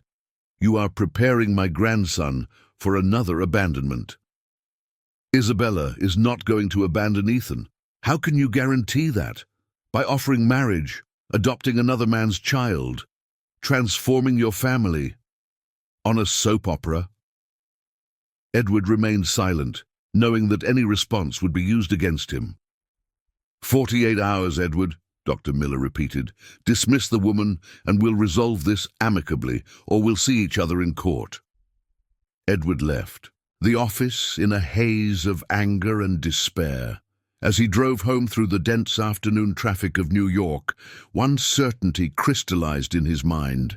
No matter what Aunt Mary threatened to do, he would not abandon Isabella, nor allow Ethan to suffer another loss.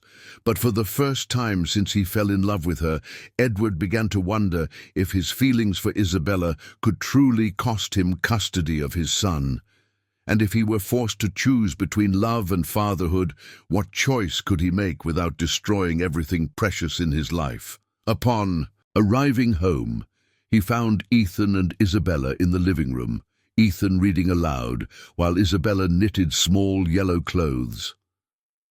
The domestic scene was so perfect and fragile that Edward felt his heart break in advance, knowing that in 48 hours he might have to destroy it forever. Tuesday night at the mansion in the Upper East Side unfolded with a tense normalcy that Edward struggled to maintain.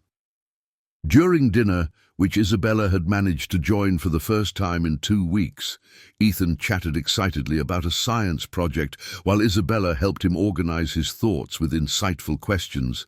Edward watched, the interaction with a growing pain in his chest, knowing that it might be one of the last times he would see that scene. "Dad, are you okay?" Ethan asked, interrupting his own story about miniature volcanoes. "You're really quiet today." Edward forced a smile. "Just tired, champ. It's been a long day at the office." Isabella studied him with the keen gaze she had developed to read his emotions. There was something different about Edward that night. A tension that went beyond usual fatigue, a subtle but perceptible distance that made her feel as if he were preparing for something difficult. "Ethan," she said gently, "how about you show me that new astronomy book in my room? I can explain some constellations for you to look for in the sky." Ethan dashed upstairs to fetch the book, leaving Edward and Isabella alone in the dining room. The soft light from the crystal chandeliers created an intimate atmosphere that dramatically contrasted with the emotional storm Edward carried. "What happened?" Isabella asked directly. Edward faced her, debating how much to reveal. "I had a tough meeting today." "With your ex-mother-in-law?" Isabella's insight no longer surprised him. "How did you—" "Edward, in the past few months, I've learned to read you better than you imagine, and only one person can leave you with that ultimatum expression." Edward stood up and walked to the window, looking out at the illuminated garden where the trees swayed gently in the July night breeze. Aunt Mary is petitioning for custody of Ethan. The silence that followed was laden with implications that they both understood immediately. "Because of me," Isabella said, not as a question, but as a confirmation of a fear she had carried for weeks. "Because of us," Edward corrected, turning to face her. "She has photographs, witnesses, evidence that our relationship goes beyond professional." Isabella unconsciously caressed her belly, now almost 9 months along. "And she's right, isn't she?" Edward approached slowly, as if approaching a wounded animal. Isabella, Edward, you need to choose your son. No, you do. Isabella's voice was firm despite the tears beginning to form in her eyes. Ethan can't pay the price for our feelings. Ethan is happy, for the first time in 2 years. And he will continue to be happy with you as a father, even if I'm not here. Edward knelt beside the chair where she sat, his hands covering hers. Isabella, I can't lose you, not now. You can't lose Ethan. I can fight Aunt Mary in court. I have the best lawyers. And expose Ethan to a traumatic legal battle? Make him testify about our situation? Force him to choose between you and his grandmother? Edward closed his eyes, knowing she was right, but unable to accept the reality. There has to be another solution. There is, Isabella said softly. I'm leaving. No. Edward, look at me. He opened his eyes and found hers, blue and determined despite the evident pain. I'm having a baby in 2 weeks at most. I need a place to live, financial stability, a job when I recover. I can't depend on you forever. You're not depending on me. You're part of our family. Not officially. And that's what Aunt Mary is using against us. Ethan appeared in the doorway at that moment, carrying the astronomy book and clearly sensing the tension between the adults. Why are you talking quietly? Are you fighting? We're not fighting, sweetheart, Isabella said, quickly wiping her eyes and forcing a smile. Your dad and I were just talking about adult things. Ethan approached, cautiously. You're sad. Edward stood up and hugged his son. Sometimes adults worry about things, champ, but it's nothing you need to worry about. Is it about Grandma Mary? The question surprised both adults. Ethan observed their expressions and nodded seriously. I heard her talking on the phone with someone yesterday when she came to pick me up for lunch. She said you were making bad choices and that maybe I should live with her. Edward felt the world collapse. Ethan, what else did you hear? She said that Isabella was making you forget about Mom, and that babies make a lot of noise and that I would get confused with so many changes. Isabella and Edward exchanged a look filled with pain and determination. Ethan, Isabella said gently, kneeling with difficulty to be at his level. The boy's eyes. Do you want me to leave? No! The answer was immediate and desperate. Why do you ask that? Because sometimes, when adults worry too much, they make tough decisions to protect the people they love. I don't want you to leave, and I don't want to live with Grandma Mary. I want to stay here with you and Dad and the baby. Edward knelt down too, creating a small, intimate circle in the middle of the grand room. Ethan, if we could choose to stay together forever, would you choose that? Of course. We're a family. And if other people say we're not a real family? Ethan considered the question with the seriousness he applied to all complex problems. They're wrong. We take care of each other. We love each other. We live together. That's family. Isabella began to cry silently, touched by the simplicity of child logic. Edward pulled her close, hugging her and Ethan simultaneously. Then let's be a real family, Edward said, his voice filled with a determination that surprised even him.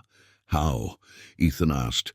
Edward looked at Isabella, seeing fear and hope struggling in her expression. Isabella, will you marry me? The proposal came out unplanned, driven by a desperate need to protect what they had built. Isabella stared at him with wide eyes. Edward, not out of obligation, not for convenience, because I love you, because I love our family, and because I won't let anyone destroy this. Are you guys getting married? Ethan shouted, jumping with joy. For real? Ethan, this is complicated, Isabella began. Why? You love each other. I love you both. You love me. Where's the complication? Edward laughed despite the tension. He's right, you know. Where's the complication? Isabella looked from one to the other, the man who had become her emotional anchor, and the child who had filled a void in her heart she didn't even know existed. Edward, are you sure? Marrying me now, pregnant with another man, in the middle of a legal battle? Absolutely sure. And if Miss Smith uses this against us, says it was a marriage of convenience. Edward smiled, the first genuine smile of the day. Then we prove it wasn't, every day for the rest of our lives. Ethan watched back and forth like someone watching an emotional tennis match. Isabella, are you going to say yes? Isabella caressed the boy's face and then looked at Edward. Are you sure you want me, with baggage and all? Especially with the baggage, Edward said, placing his hand on her belly where the baby kicked as if agreeing with the conversation. So, yes, Isabella whispered. Yes, I want to marry you. Ethan screamed with joy and began jumping around the room while Edward kissed Isabella for the first time, a sweet, lingering kiss filled with promises and hope. When? Ethan asked, clearly already planning the party. As soon as possible, Edward said. Tomorrow, if we can. Tomorrow? Isabella laughed. Edward, did you forget I'm 9 months pregnant? I can barely get out of bed. Then we'll get married in our living room, with the judge coming here. Ethan clapped. Can I be the ring bearer? You'll be the most important ring bearer in history, Edward assured him. That night after Ethan fell asleep with the excitement of someone who had just won. An emotional lottery, Edward and Isabella stayed awake, planning a last-minute wedding, while she felt the first weak contractions of labor. Edward, she said, gripping his hand as a stronger contraction caught her off guard. I think our daughter wants to meet Dad before the wedding. Edward looked at her with mixed panic and joy. Now? I think so. And Edward? Yes? Thank you for choosing us.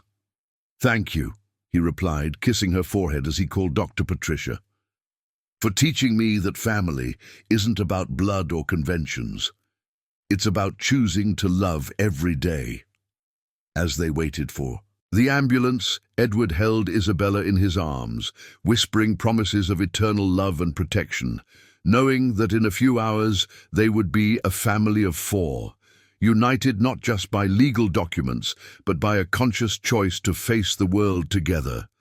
The legal battle with Miss Smith was still to come, but now they would face it as husband and wife, as a true family, as living proof that love can blossom in the most unexpected places and create bonds stronger than any adversity.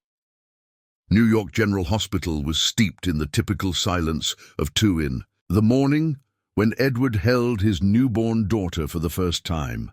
The baby had arrived in the world after only 5 hours of labor, as if she were eager to meet the family waiting for her. Her dark little eyes, surprisingly similar to Ethan's, blinked curiously as she settled in the lap of the man who had just become her father by choice and love. She's perfect, Edward whispered, his voice choked as he watched her tiny fingers instinctively close around his index finger. Isabella, still pale but radiant in the hospital bed, watched the scene with tears of happiness. What are we going to name her? Edward had thought about this question throughout the pregnancy, but now, holding the girl, only one name seemed fitting. Emily, if you agree. Isabella blinked, surprised. The name of your first wife. Not in honor of the past, Edward explained gently, but for the future. Emily means bright light in Greek. And this girl, she will be the light that unites our family for good. Emily Miller, Isabella tested, smiling through her tears. It's beautiful. Emily Johnson Miller, Edward corrected. She will carry your name too, always. At that moment, the door to the room opened and Ethan rushed in, still in his pajamas and slippers, accompanied by Ms. Smith, who had stayed with him during the night. The boy stopped abruptly upon seeing Edward. holding the baby, his green eyes widening with a mix of admiration and sudden responsibility. "Can I see her?" he whispered, as if speaking too loudly might break some spell. Edward knelt carefully so that Ethan could see his sister up close. "Ethan, this is Emily, your little sister." Ethan studied the small face with the seriousness of a scientist making an important discovery. "She looks like me when I was a baby," he finally decided. "Can I hold her?" "You can, but you need to sit down first." Ethan settled into the armchair next to Isabella's bed, extending his arms with exaggerated care. Edward gently placed Emily in the boy's lap, keeping his hands nearby just in case. "Hi, Emily," Ethan murmured, with a tenderness that made both adults' hearts tighten. "I'm your big brother. I will teach you all about puzzles and planets and how to make brownies, and I will take care of you forever." Isabella reached out to stroke Ethan's hair. "Thank you for being such a special brother, my dear. You're welcome. That's what families do, right? They take care of each other." Edward exchanged a meaningful glance with Isabella. The simplicity with which Ethan had accepted Emily as a true sister was a lesson in unconditional love that the adults were still learning. "Ethan," Edward said, "I need to tell you something important. Isabella and I are getting married today, right here in the hospital." Ethan looked up from his sister, clearly confused. "Here? But what about the church, and the flowers, and the white dress?" Isabella chuckled softly. "Sometimes people get married in special places for special reasons. This hospital is where Emily was born, where our family was completed. And," Edward added, "where we decided we didn't want to wait another day to be officially a family." Ethan considered this for a moment. "Can I still be the ring bearer?" "Of course you can. In fact, you will be the ring bearer and a special witness." "And can I hold Emily during the ceremony?" "If you want to," Isabella confirmed. Ethan smiled, a grin that lit up the entire room. "Then it's perfect." 2 hours later, room 312 had been transformed into an improvised but touching wedding setting. Dr. Patricia had arranged flowers from the hospital garden, Ms. Smith had brought a simple yet elegant dress for Isabella, and Edward had sent Ms. Johnson to fetch rings from the airport's jewelry store. The officiant, Dr. Anthony Roberts, was a 60-year-old man who had been specifically awakened for this urgent ceremony. Initially reluctant to perform a hospital wedding, he completely melted upon entering the room and finding Ethan holding Emily protectively, while explaining softly to her how a wedding ceremony worked. "Good morning," the officiant said, genuinely smiling, for the first time in years of formal ceremonies. "I imagine this is the most eager family I've ever had the pleasure of officiating." Edward, dressed in a navy suit that Miss Johnson had brought from her home, held Isabella's hand. She wore a simple white lace dress, her hair down in soft waves, and carried a small bouquet of white roses that filled the hospital room with fragrance. "We're ready," Edward said, his voice filled with a certainty that surprised even him. The ceremony was brief but deeply emotional. When it came time for the vows, Edward looked directly into Isabella's eyes. "Isabella, you came into my life when I had forgotten how to smile. You brought my son back to life, turned our house into a home, and taught me that family is not about perfection or conventions. It's about choosing to love every day, in victories and hardships. I promise to take care of you, protect you, and love you and Emily for the rest of my life." Isabella, with tears streaming freely down her face, replied in a choked but firm voice, "Edward, you gave me something I never thought I would have, a true family. Ethan taught me how to be a mom, you taught me how to be loved, and together you gave me a home where I can simply be myself.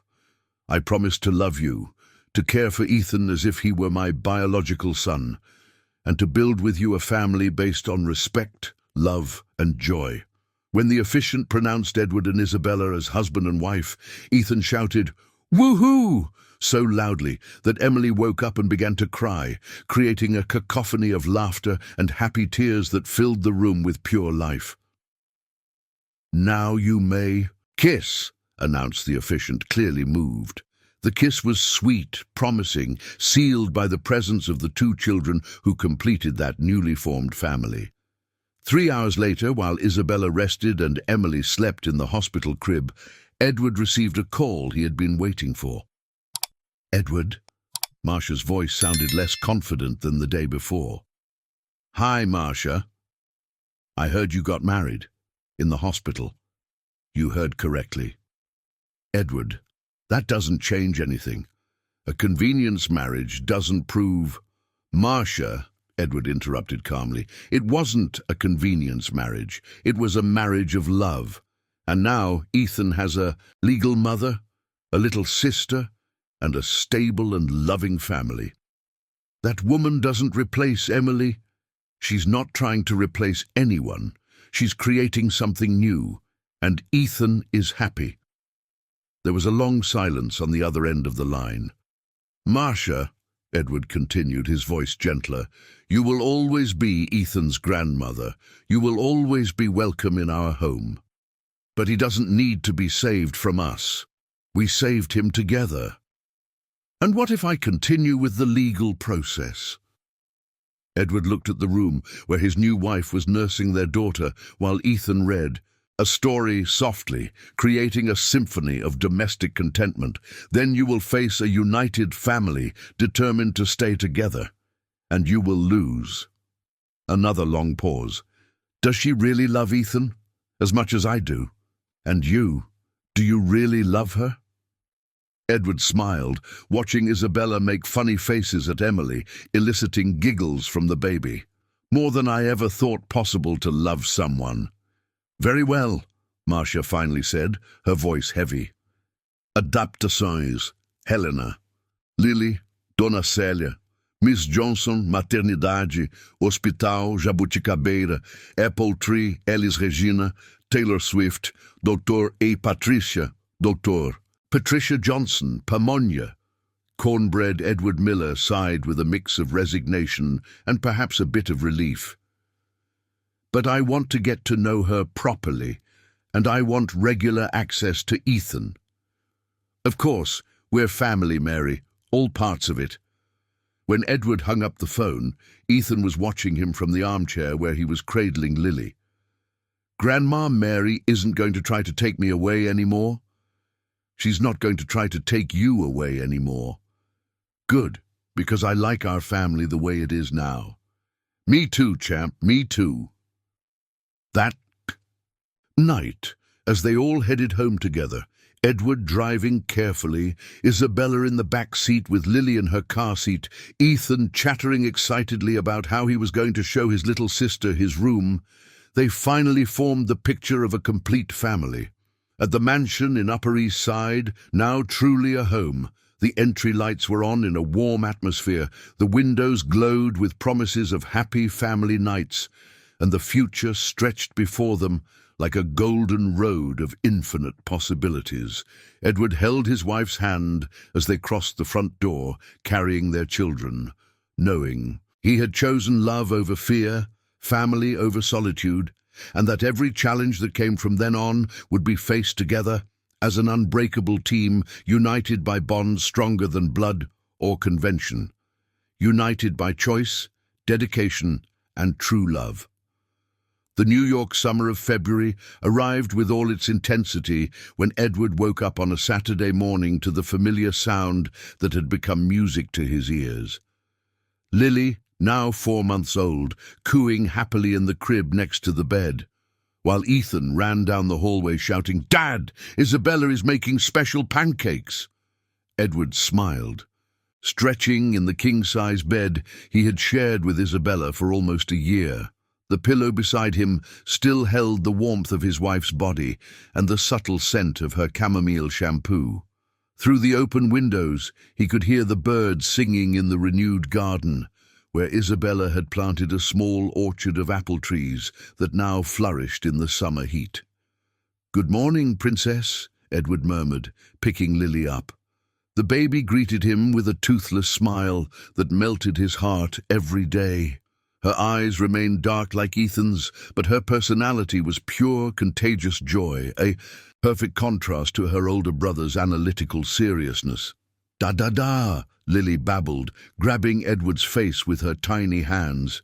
"That's right, my love. Daddy is here." The word daddy still moved him. There was no difference in his heart between Ethan and Lily. They were both completely his, united by bonds of love that had proven stronger than any adversity. Descending to the kitchen, Edward found the scene that had become the definition of happiness in his life. Isabella, wearing a floral apron over a light yellow dress, humming a Taylor Swift song while preparing star and heart-shaped pancakes. Ethan, now 7 years old and taller, was sitting on a high stool helping to mix the batter, his hair still tousled from sleep, but his eyes shining with the simple joy of a weekend morning with family. "Dad!" Ethan shouted, jumping off the stool to hug him. "Isabella said we can have a picnic in the garden today, and she's going to play the guitar." Edward kissed the top of his son's head and approached Isabella, wrapping her from behind in a hug that included Lily, creating a perfect little family circle. "Good morning, Mrs. Miller," he whispered in Isabella's ear, still marveling at the pleasure he felt saying that name. "Good morning, husband," she replied, turning to kiss him. It was a sweet, familiar kiss, laden with a year of complicity and growing love. "How did our princess sleep?" "She slept 6 hours straight for the first time," Isabella celebrated. "I think she's finally getting used to her new room." Last month, they had moved Lily from the couple's room to her own crib, a space in soft pink and yellow tones that Ethan had helped decorate with glow-in-the-dark stars on the ceiling. "And how is Mommy feeling?" Edward asked, watching Isabella's face for signs of fatigue. She had gradually resumed her activities, including teaching piano to neighborhood kids twice a week, a source of independent income that made her feel professionally fulfilled. "Well, very well, actually." Isabella smiled, that smile that still made Edward's heart race. "Edward, I need to tell you something." "Good or bad?" "Good. Very good." Ethan, with his finely tuned intuition for important family matters, leaned in curiously. "Is it about Lily?" "It's about all of us," Isabella said, her cheeks flushed in a way Edward was learning to recognize. "Dr. Patricia called yesterday with the results of my routine checkup." Edward felt a pang of concern. "Any problems?" Isabella laughed, picking up Lily and making the baby squeal with joy. "It's not a problem, Edward. I'm pregnant again." The silence that followed was filled with surprise, joy, and a hint of healthy panic. "Seriously?" Ethan asked, clearly processing the information. "Am I going to have another sibling?" "Or sister," Isabella confirmed. "It's still too early to know." Edward sat down on one of the kitchen chairs, absorbing the news. "When—" "It must have happened on our wedding anniversary last month," Isabella said, blushing. "Apparently, we were quite enthusiastic in our celebration." Ethan made a face. "Ooh, I don't want to know those details." Edward stood up and pulled Isabella close, kissing her deeply while Lily giggled between them. "Are you happy?" he asked. "I'm radiant. And you?" Edward looked around the sunlit kitchen, Ethan counting on his fingers how many siblings he would have, Lily clapping in Isabella's lap, his pregnant wife glowing with happiness, and realized that his definition of success had completely changed. "I've never been so happy in my life," he replied sincerely. 3 kids, he declared, Ethan clearly excited. "I'm going to be the big brother of 2 babies. I can teach them everything I learned from Emily." "You sure can, my love," said Isabella, stroking the boy's hair. "You're the best big brother in the world." At that moment, the phone rang. Edward answered, hoping it was some office emergency he could ignore on a Saturday morning. "Edward, it's Mary." His relationship with his ex-mother-in-law had gradually evolved over the year. Initially tense and formal, it had developed into genuine cordiality when Mary realized that Ethan was truly happy and that Isabella had no intention of erasing Emily's memory, but rather honoring her by creating a new, loving family. "Hi, Mary, how are you?" "I'm great. I wanted to know if you all would like to have lunch here on Sunday. I made that lasagna that Ethan loves, and I want Isabella to teach me how to make that creamy caramel dessert of hers." Edward smiled, remembering how he had dreaded this call a year ago. "Sure. Actually, we have some news to share. Good news, I hope? The best possible. Isabella is pregnant again." "Oh my God, that's wonderful. Ethan must be over the moon." Edward looked at his son, who was excitedly explaining to Emily about babies and how they grow, using his hands to demonstrate sizes. "He is, and so are we." "Edward," Mary said, her voice softer, "I want you to know I was wrong about Isabella. She wasn't trying to replace my Emily. She was building something new, something beautiful, and Ethan has never been happier. Thank you, Mary. That means a lot to us. So see you on Sunday. And Edward, congratulations. You both deserve all the happiness in the world." When Edward hung up, he found Isabella watching him with a tender smile. "Is Mary happy about the news?" "Very happy, and she wants you to teach her your caramel dessert recipe." "Is she trying to win me over through cooking?" "I think she just wants to be a real part of our family." Ethan, who had been listening to the conversation, approached Isabella. "Isabella, when the baby is born, will you still have time for me and Emily?" The question revealed a residual insecurity that Isabella recognized immediately. She knelt down to be at eye level with the boy, placing a hand on his face. "Ethan, my dear, no matter how many babies we have, you will always be my first child of the heart. A mother's love doesn't diminish when she has more children. It multiplies. Do you understand? Like math? Exactly like math. If I have 10 units of love for you and Emily arrives, I don't divide it into 5 for each. I develop 20 units, 10 for you, 10 for her, and when this baby arrives, I'll have 30. Ethan smiled, clearly satisfied with the logical explanation. "You're the best mom in the world, and you're the best son." Edward watched the interaction with a full heart, remembering the cold and distant man he had been just a year before. Isabella hadn't just saved Ethan, she had saved him too, teaching him that vulnerability was not weakness, that love was not a risk, but rather the most powerful force in the universe. That afternoon, they had the picnic in the garden as planned. Ethan and Edward set up an improvised tent using sheets and chairs, while Isabella prepared sandwiches and fresh lemonade. Emily slept on a blanket in the shade of the apple tree, her serene little face framed by the dark hair that was starting to grow. As the sun began to set, painting the New York sky in shades of orange and pink, Isabella picked up the guitar and began to play softly. Ethan nestled between Edward and her. Emily woke up and watched everything with growing curiosity, and the music filled the garden with melodies that spoke of home, family, and eternal love. "Edward," Isabella murmured between songs, "do you remember what you told me in the hospital when Emily was born?"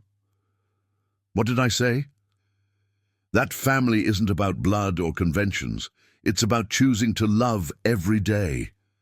Edward smiled, pulling her closer. "I remember. Do you still believe that?" Edward looked around, Ethan teaching Emily to clap to the rhythm of the music, the garden blooming around them, the house that had become a true home, and Isabella carrying within her another proof of their love. "I believe it more than ever. Why? Because I want our next baby to grow up knowing they were raised not just in love, but in the absolute certainty that our family was built choice by choice, day by day with patience and dedication.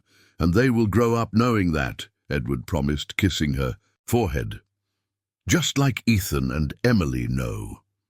As night fell over New York, the Miller family remained in the garden until the first stars appeared in the sky. Ethan pointed out the constellations he had learned to identify.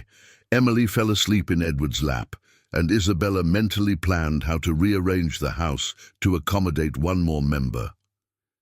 "You know what?" Ethan said, looking at the starry sky. "I think Mom Emily up in heaven is happy seeing how big and happy our family has become." Isabella and Edward exchanged glances, moved by the boy's emotional maturity. "I think so." "And too, champ," Edward agreed. "I think she's very happy. And I think," Isabella added softly, "that she knows you were never forgotten. You just gained more people to love." Ethan nodded, satisfied with this explanation, and turned his attention back to the stars. As they packed up the picnic things and prepared to go inside, Edward held Isabella for a moment in the fragrant garden under the New York night. "Thank you," he whispered. "For what?" "For transforming my life, for saving my son, for teaching me how to be happy again." Isabella smiled, caressing the face of the man who had become her world. "Thank you for choosing me. Forever." "Forever," Edward agreed, sealing the promise with a kiss under the stars.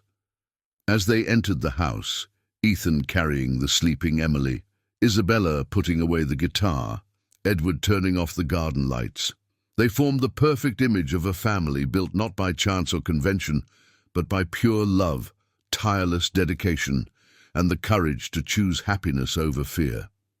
In the mansion on the Upper East Side, now truly a home filled with laughter, music, and love, the future stretched out before them like a golden promise: more children to love, more memories to create, more challenges to face together, and more daily proof that the best families are those built not just with blood, but with conscious choices to love unconditionally.